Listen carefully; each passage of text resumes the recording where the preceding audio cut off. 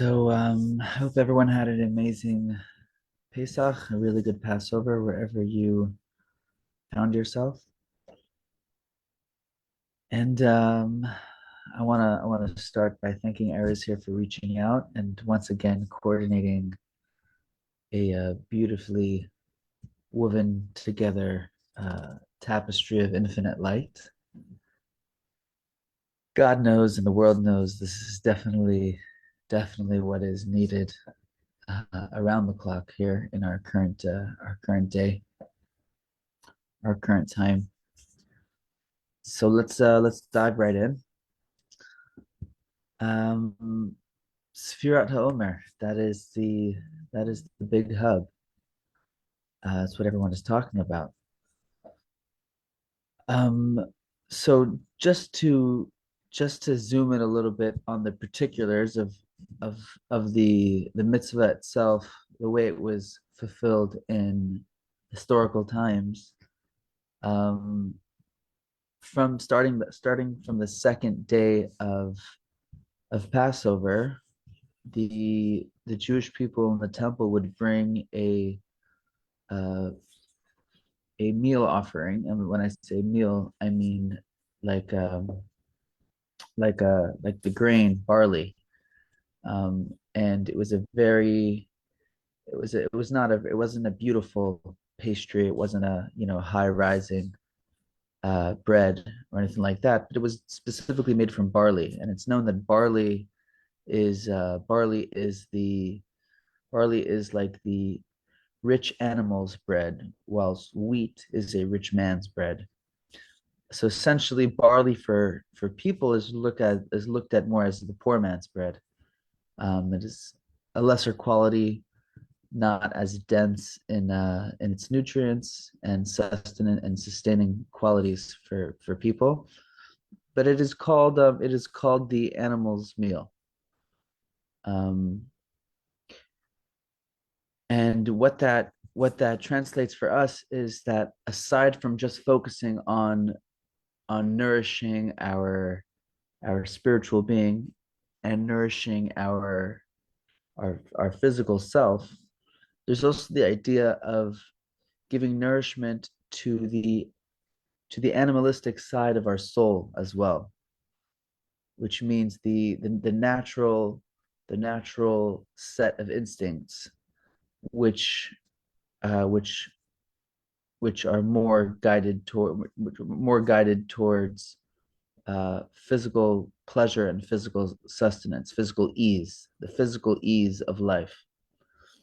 Um, and we attribute that to an animal because an animal quite simply and quite clearly and apparently worries about itself above everything else, and will go to very far lengths to make sure uh, that it is well sustained and that it is enjoying life, and it doesn't worry itself with much of anything else. It just wants to eat, make sure it's safe, and chill.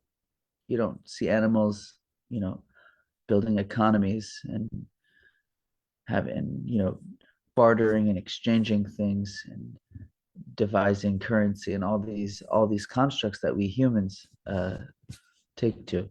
So this idea, this primitive self that we find, each and every one of us dealing with, the Torah takes a lot of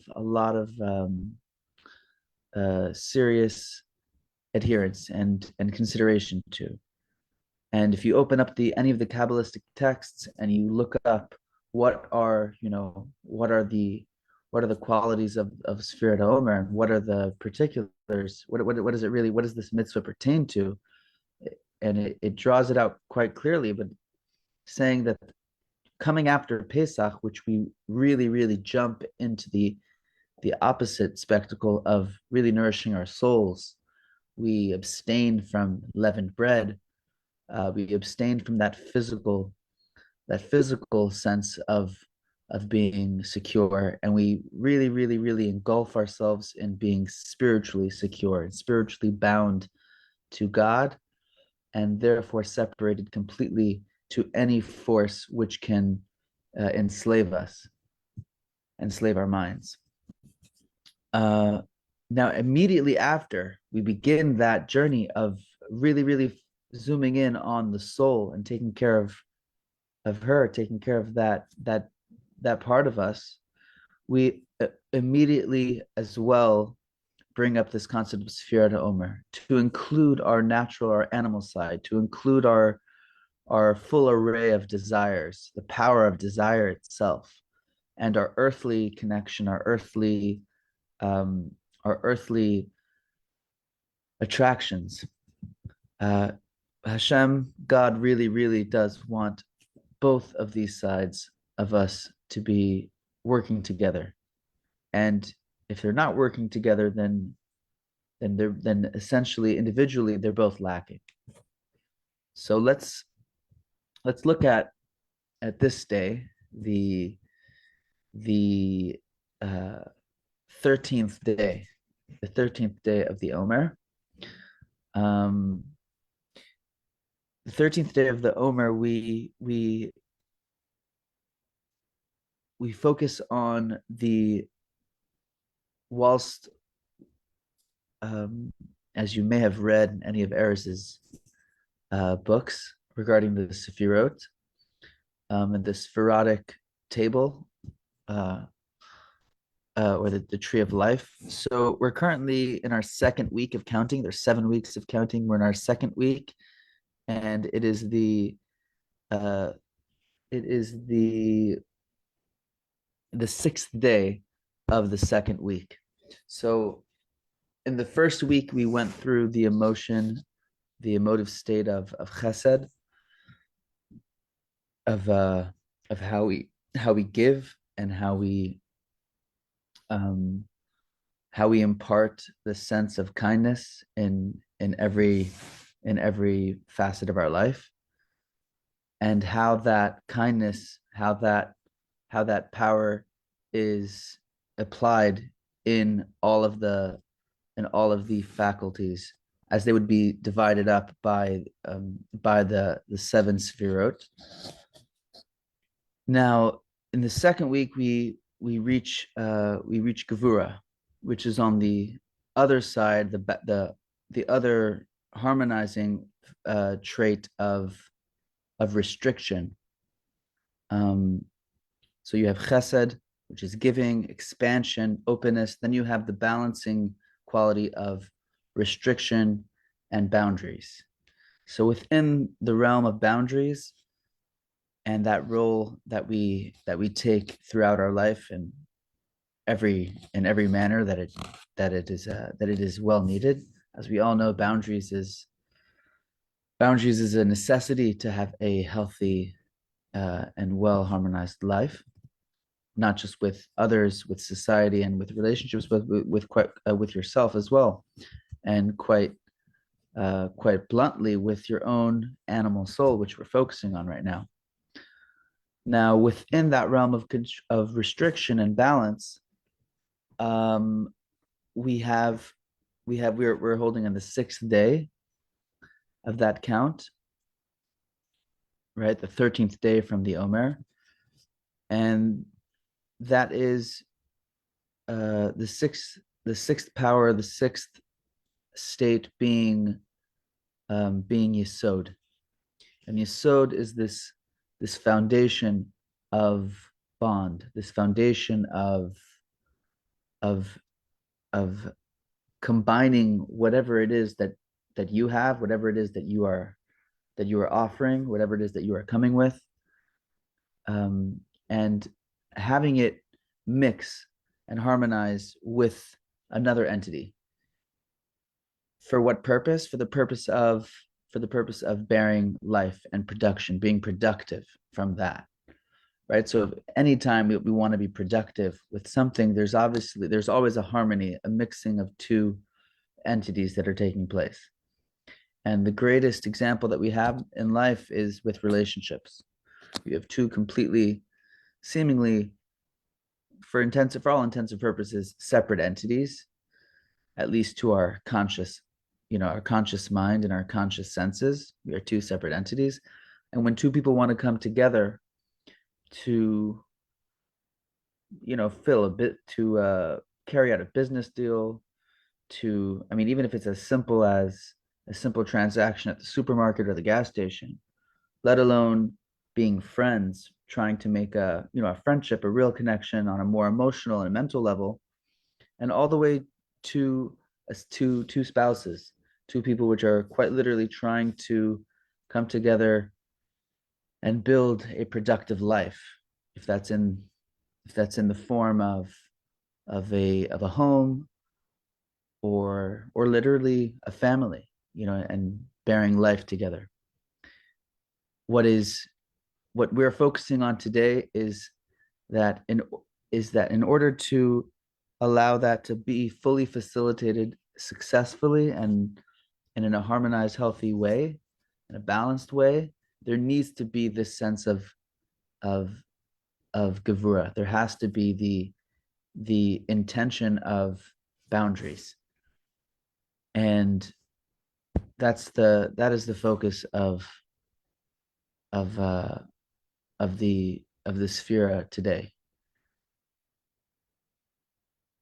Very often we're faced with that real issue of, I had a really, really bad experience with this person, or I had a really bad experience with that, you know, that that aspect of life, whatever it is, be it a person, place, or thing. It could be a memory, it could be something that you experienced in your past, and it just has to do with you on a personal level. And out of fear of reenacting that same uncomfortable experience, we put up that wall. We put up that wall of, I don't want to engage with that. I don't want to have to do with that anymore because I don't want to get hurt again. And what Yesod Shebegvura comes to us to really say is that you don't necessarily need the wall to be there, but in the words of a good friend, Rabbi Benji Elson, which I highly I highly suggest everyone to buy his book, The Dance of the Omer. I wish I had it in front of me, but easily attainable. Dance of the Omer by Benji Elson. He really gives a great um, description of boundaries versus doorways, and that instead of having these walls versus doorways, and the gist is that instead of having these walls that we've placed, it could very well be that it's really only a doorway that is truly necessary, because essentially whilst many a time there are certain things which we truly should abstain from, things that are quite literally harmful to our being, be it in any form of addiction or just conduct which should be abstained from, and everyone can understand what that is in their own right mind, hopefully.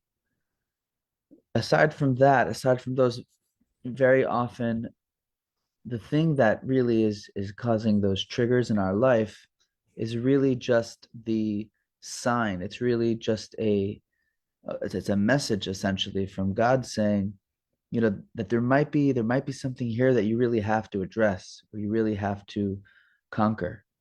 And in doing so, you can have a doorway there, with a door that closes and a door that even locks, but a door that locks and can also be unlocked at any point in time, for that when you are ready, you can indeed open that door and walk through.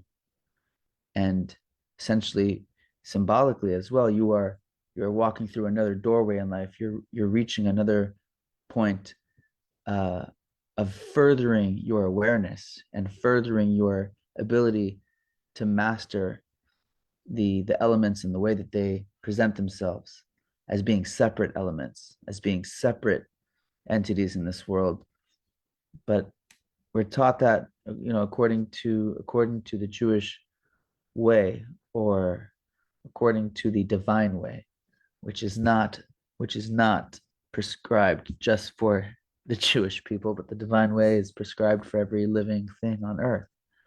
And it was shared. It came to us through the Torah, and it's that idea that everything was one when it was included in the divine, included in the infinite source that we call God, and then He let it develop as separate entities, all feeling separate from itself, from each other, but with the true intention that they eventually will come back together, and that with a proper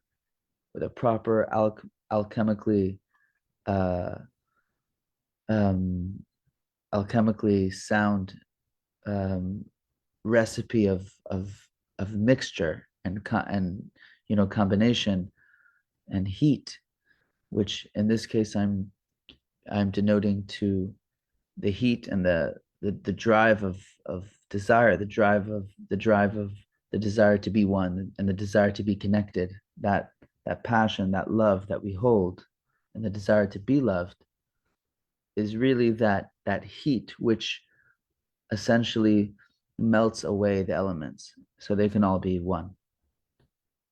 And the greatest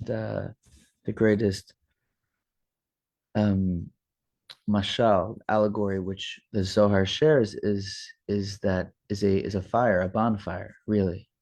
When you take all of these branches of wood, and in these branches of wood you have all this moisture and all this water and all this earth that is allowing it, that allowed that tree to be who it is.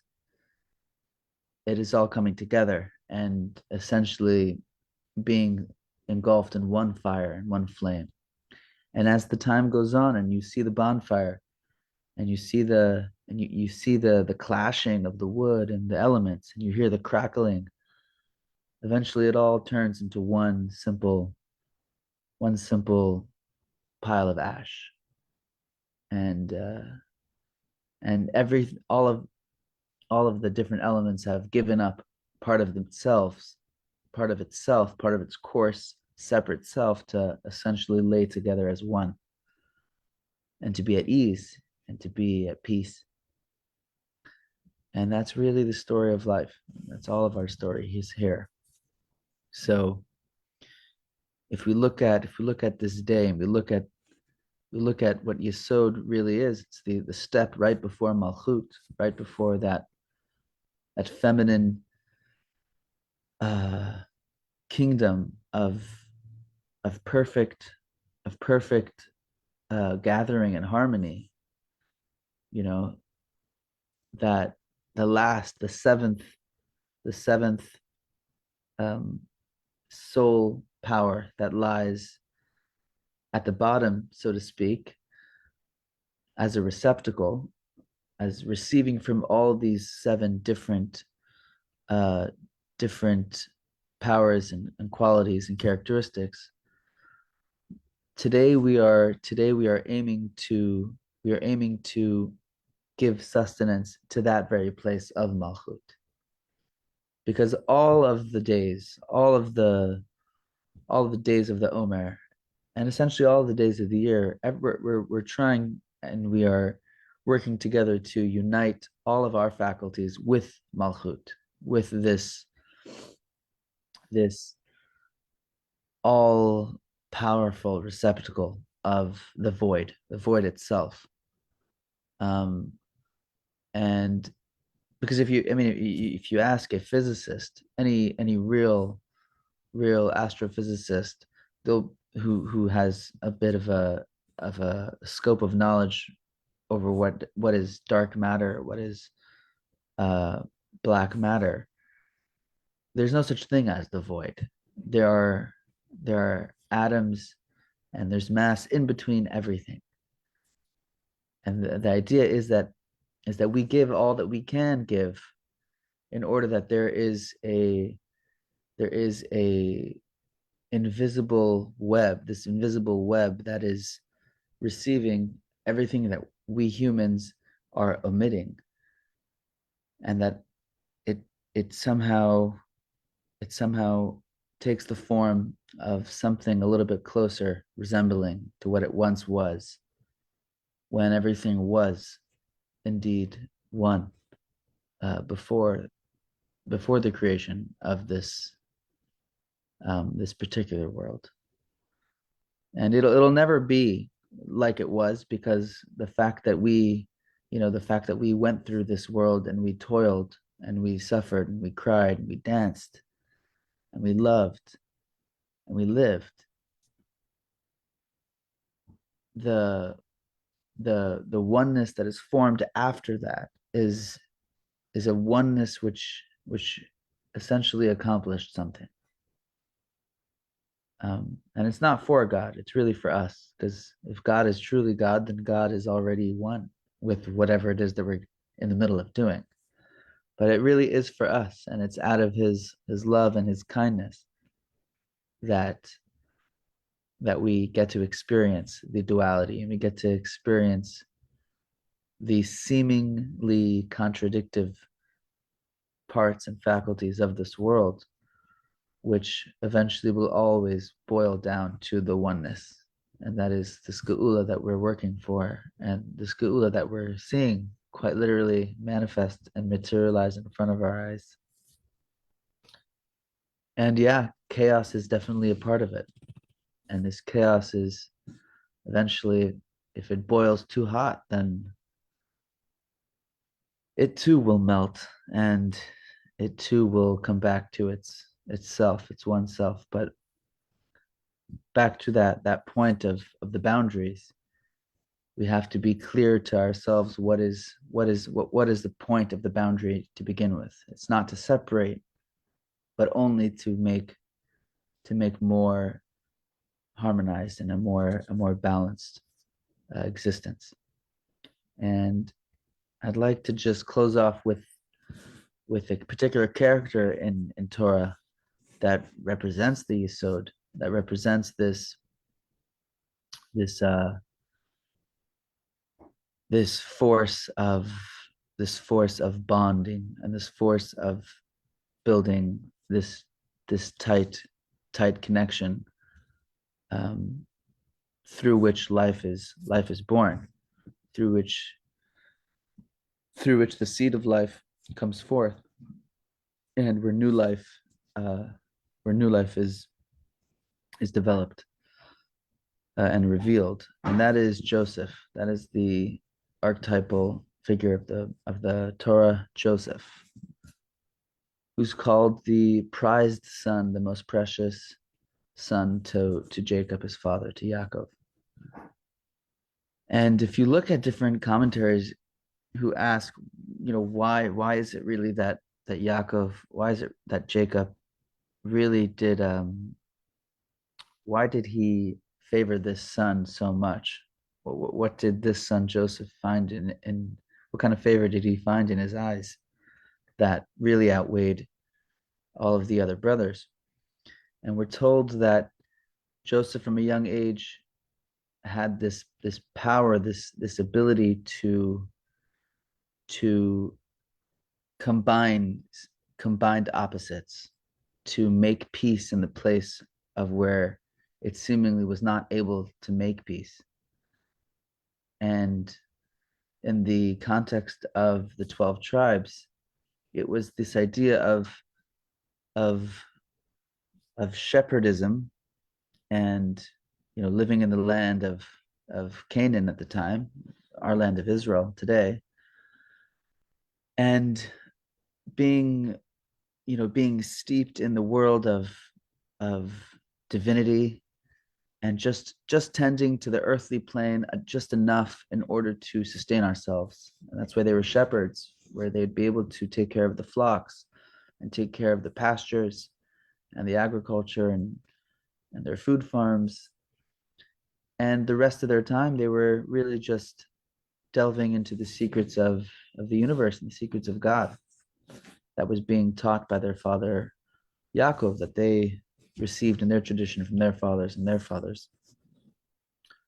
So that shepherdism versus the at that time, which was really the cradle of civilization, Egypt, where in Egypt they were delving into the sciences and the sciences of the earth and the sciences of the cosmos, and quite physical, mundane life, similar to what you would look at as city life today, and all of the pleasures and distractions that come along with that kind of lifestyle.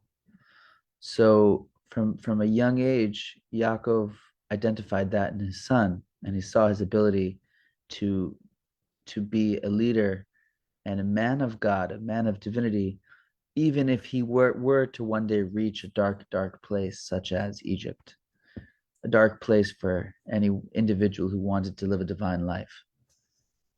And lo and behold, you see that Yosef is the one son that is picked, and he's thrown into the ditch, and he gets sold by his brothers to Midianites, and Midianites to Ishmaelites, and Ishmaelites to the Egyptians, and until eventually he is sitting steeped amongst idol worship, and the deepest, most depraved civilization, a society of sexual immorality in every way, and in such a place, it says that he remembered the face of his father, and he kept true, and he kept faithful to the one God, the one living God, who such a divine lifestyle would be very contradictory to living in Egypt. And he was successful in that, so much so to where the Pharaoh himself realized his divinity and his greatness, and he made him second to the Pharaoh, second in charge, second in command. And all the people of Egypt, where it was said to them by the Pharaoh that whatever it is that Joseph tells you to do, you must follow his command and heed his will. And when they indeed came to get their grains and their portions of food and sustenance to last through the famine that broke out at the time, Joseph says that these men all need to be circumcised, because it was a way of consecrating their own flesh, and not just their own flesh, but their own point of self, and sexual desire. They have to consecrate that to God, because God wasn't really being spoken about, it wasn't being noticed.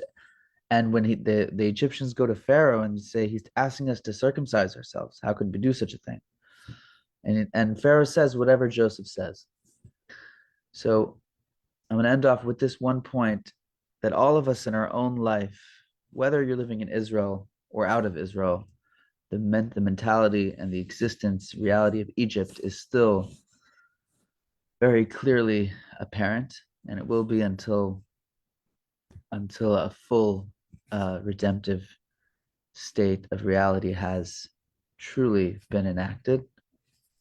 Until then, in this Egypt that we live in, it's important that we can all be that Joseph, to the point where the actual realm, the realm of the divided, and your own primitive animal self will say whatever Joseph says, and that your own primitive animal self will heed to the words of the soul, that divine archetype of a master, which in such a place, in such a time, can, and with the help of God and with the help of each other, will prevail.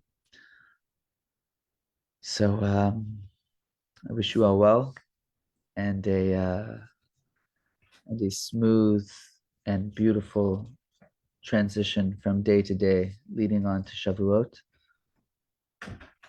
Uh, in peace, may we know peace. Shalom va'ava. Thank you, Erez, once again.